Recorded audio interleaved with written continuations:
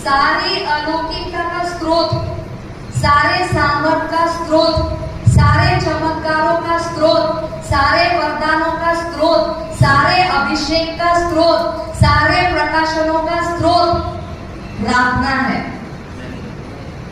क्या है इन सारी चीजों का स्रोत? प्रार्थना है।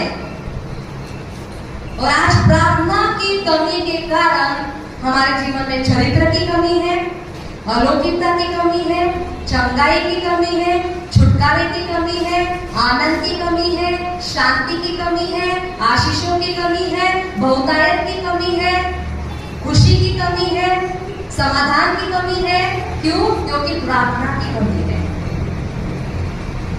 क्यों इन सारी चीजों की कमी है? क्यों हमें 10 मिनट में नींद आने लग जाती है? किस चीज की कमी है? प्रार्थना की कमी है। और इस कारण हम डिवाइन लाइफ नहीं जी पाते, दैवी जीवन नहीं जी पाते। प्रार्थना क्या है? लेन देन। बोलो, प्रार्थना क्या है? लेन देन है। जब मैं प्रभु के पास जाता हूँ तो मैं इसलिए जाता हूँ कि मुझे अपने से कुछ नहीं हो सकता, मुझे अपने पर भरोसा नहीं है, मैं खुद किसी भी चीज से करने से डरता हूँ। अगर मैं खुद कर जाऊंगा तो मैं गलत हो जाऊंगा। अगर ये बात मेरे अंदर है तो फिर मुझे दूसरे व्यक्ति की जरूरत अनुभव होती है। लेकिन मैं कर सकता हूँ, मेरे पास बुद्धि है, मेरे पास वचन है, मुझे सब समझता है, मुझे कोई जरूरत नहीं है, उसको बाइबल घमंडी व्यक्ति कहती है। और परमेश्वर घमंडियों से प्रसन्न नहीं होता। एक ही व्यक्ति प्रार्थना का व्यक्ति कहलाएगा, जो व्यक्ति नम्र है, जो व्यक्ति परमेश्वर की जरूरत को महसूस करता है, वही व्यक्ति परमेश्वर के सामने जाएगा। लेकिन जिस व्यक्ति को महसूस ही करती नहीं है, उसको आवश्यकता की जरूरत ही महसूस होती नहीं है, वो अपने ही हिसाब से काम करता है, अपने ही हिसाब से पार्टनर चुनेगा, अपने ही हिसाब से नौकरी चुनेगा, अपने ही हिसाब से छोकरी चुनेगा, सब कुछ वो अपने हिसाब से करता है और बाद में मुंह की खाता है। और फिर आता किसके पास है? प्रभु, तूने मेरे साथ ऐसा क्यों किया? तूने मुझसे पूछा था क्या? फिर प्रभु का जवाब क्या आता है? क्या तूने मुझे पूछा था? हमारी प्रार्थना अपने नहीं, उसकी इच्छा से होनी चाहिए, तो वो सुनता है। वचन देखेंगे,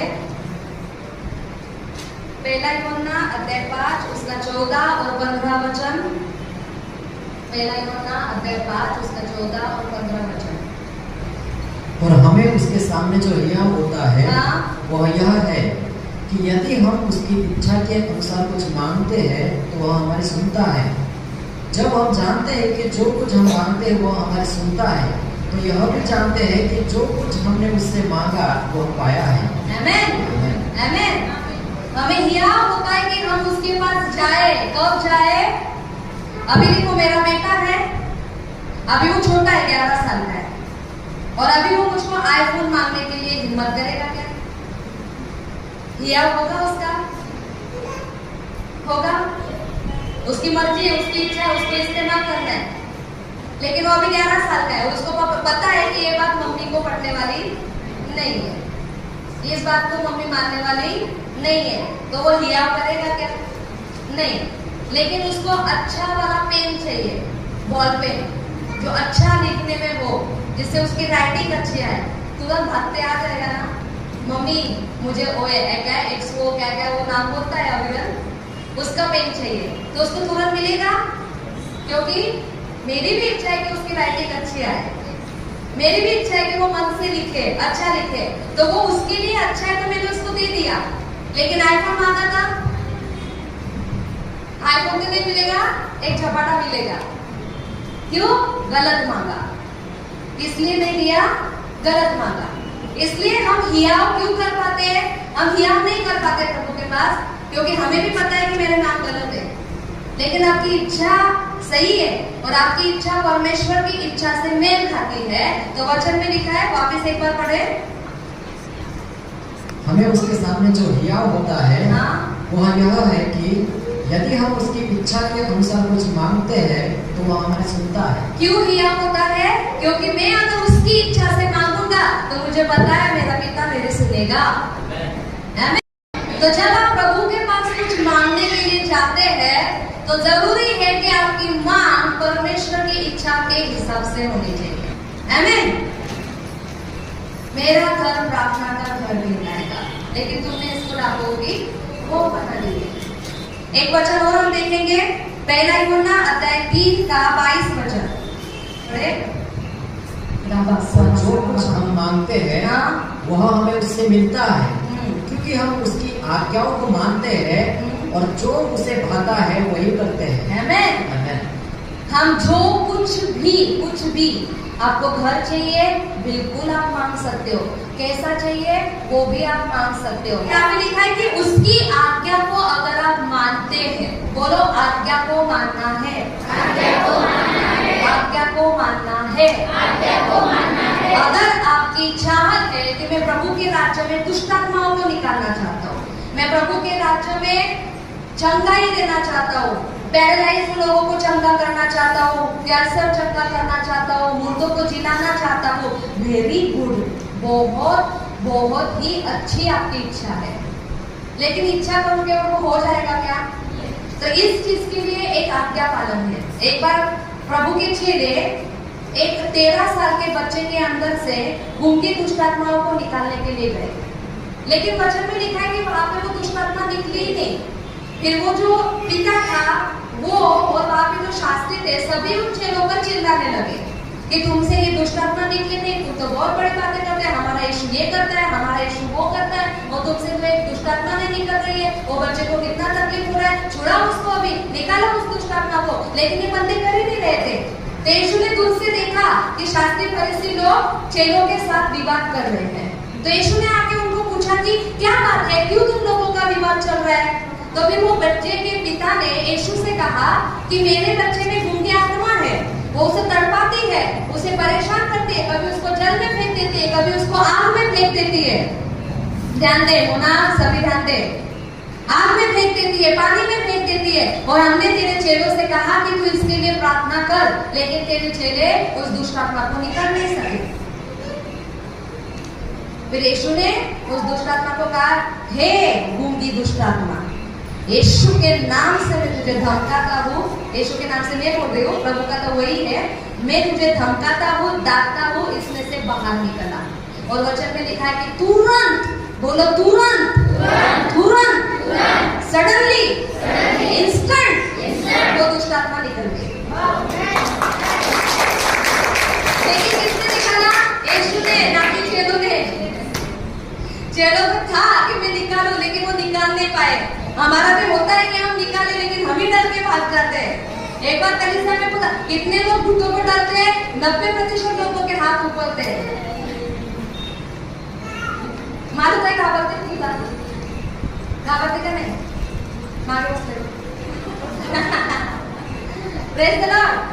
तो यीशु ने उनको डांटा, अगले ही बार यीशु ने उनको डांटा और कहा, हे अविश्वासी, मैं कब तक तुम्हारे संग रहूं? और उसने उस दुष्ट आत्मा को निकाला। वो आदमी अपने बेटे को खुशी के साथ लेके चला गया। वो चेले आगे, प्रभु बोलना हमसे क्यों नहीं निकला? हम लज्जित हो गए। सारे शास्त्री लोग आते, फरीसी लोग आते, हम चाहते थे कि हमारा भी थोड़ा काम हो जाए, हमें भी कोई डरे, लेकिन कुछ नहीं हुआ। क्यों ऐसा हुआ? यीशु ने उनको क्या कहा? ये ऐसी जाति है जो बिना प्रार्थना और बिना उपवास के नहीं निकलती। तो चेले निकाल सकते थे, चेले कर सकते थे, लेकिन उनके अंदर अभाव क्या था? प्रार्थना और उपवास की कमी थी। तो वहां पे आज्ञा क्या है? अगर आप ये सारा चीज करना चाहते हो तो आपका एक प्रार्थना का जीवन होना चाहिए। परमेश्वर के साथ उसके सामर्थ को लेने के लिए आपको जाना पड़ेगा उसके पास। आमीन। बोलो आज से, अभी से मैं प्रार्थना का घर कहलाऊंगा, प्रार्थना का घर कहलाऊंगा। आमीन। अगर आपको आत्मा में बढ़ना है, आत्मिक व्यक्ति बनना है, तो फिर उसकी आज्ञा क्या है? प्रार्थना करना है, उपवास करना है, समर्पण देना है, बलिदान देने हैं, विश्वास में बढ़ना है, तो फिर आप आत्मा में बढ़ जाओगे। लेकिन हम कुछ भी नहीं कर रहे, हम प्रार्थना नहीं करते, हम वचन नहीं पढ़ते, हम हम आज्ञा पालन नहीं करते और प्रार्थना करते, प्रभु मुझे आत्मा में बढ़ा, प्रभु मुझे आत्मा में बढ़ा, प्रभु थोड़ा तो बढ़ा, वो प्रभु थोड़ा तो बढ़ा, क्या बढ़ेंगे? नहीं।